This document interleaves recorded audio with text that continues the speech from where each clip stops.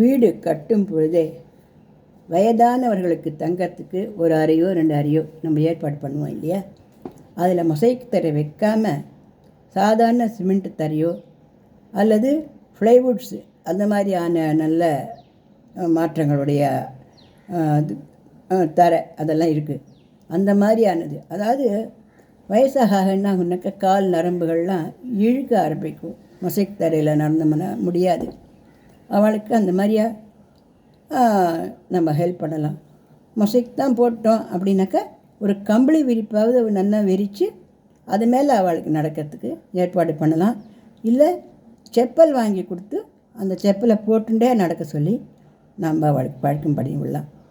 அதனால் அவளுக்கு சந்தோஷமாக இருக்கும்.